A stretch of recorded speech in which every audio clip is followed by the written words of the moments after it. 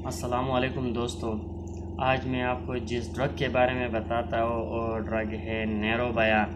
नैरोबयान एक आम इस्तेमाल होने वाला मेडिसिन है, इंजेक्शन है जो ज़्यादा लोग आम तौर पर मुख्तलिफ़ डॉक्टर इस्तेमाल करते हैं। मैं आपको बताता हूँ कि इसकी कंपोजिशन क्या है, नैरोबयान इंजेक्शन में है क्या, इसकी इस्तेमाल क्या है, साइड इफ़ेक्ट क्या है और इसकी कॉन्ट्राइंडिकेशन और डोज क्या है।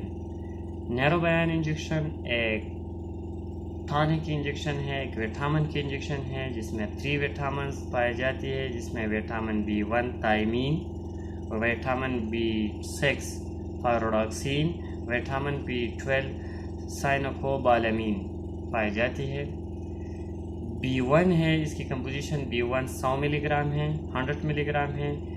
B6 जो है वो भी 100 मिलीग्राम और B12 साइनोकोबालामीन 100 mcg है। ये 3 ml है और इसकी 3 कंपोजिशन पाई जाती है। विटामिन B1 की इस्तेमाल क्या है, मैं आपको बताता हूँ कि विटामिन B1 जो है ये कार्बोहाइड्रेट को मेटाबॉलिज्म में करते हैं। ये जो कार्बोहाइड्रेट है ये एनर्जी है, इसकी मेटाबॉलिज्म में बहुत अहम रोल प्ले करता है और बहुत अहम काम अदा करते हैं। ये एक मस्कुलर और नर्वस टॉनिक है। ये नर्वस सिस्टम के लिए बहुत मुफीद है।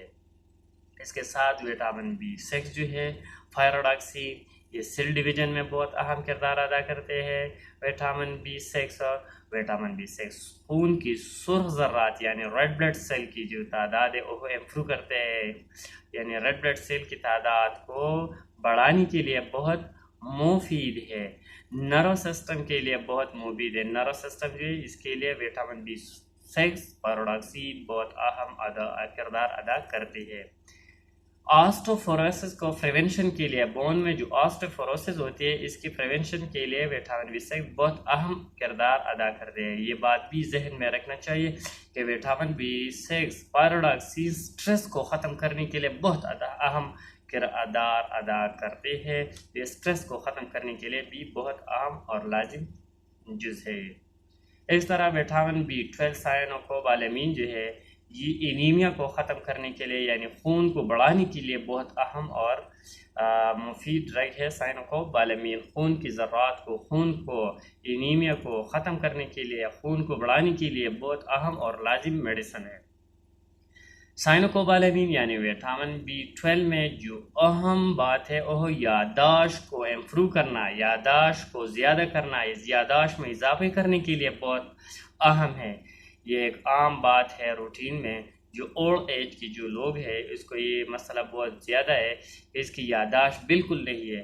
तो ये बात जहन में रखना चाहिए कि विटामिन B12 यादाश्त को ज़्यादा करने के लिए, यादाश्त में इजाफा करने के लिए, स्पेशली ओल्ड एज के जो पीपल है इसको यादाश्त नहीं होती, यादाश्त कम हो जाती है, तो इसके लिए बहुत ज़्यादा मुफीद है। यादाश्त में ये इम्प्रूव हो जाते हैं, यादाश्त को बहुत इम्प्रूव करते हैं, तो ये बहुत लाजिम मेडिसिन है। आम जनरल तौर पर हम इसके यूजेस देखे जाए तो ये जनरल बॉडी वीकनेस के लिए बहुत लाजिम है। तो फिर मैंने आपकी कंपोजिशन बताई है जिसकी 3 जुज़ है और हर जुज़ की अलहदा मैंने आपको इसकी इस्तेमाल बता दिए।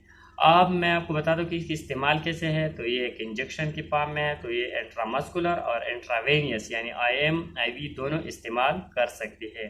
सीवियर केस में आप रोज़ाना की बुनियाद पर एक इंजेक्शन, और इतनी सीवियरिटी नहीं है तो हर दूसरे दिन में एक इंजेक्शन 2 से 3 हफ्ते तक आप इस्तेमाल कर सकते हैं। इसकी कॉन्ट्राइंडिकेशन देखा जाए तो इसकी कोई ख़ास कॉन्ट्राइंडिकेशन नहीं है, अलबत्ता जो लोग इससे एलर्जिक है, विटामिन B1 B6 B12 से एलर्जिक है तो इसको नहीं लगाना चाहिए।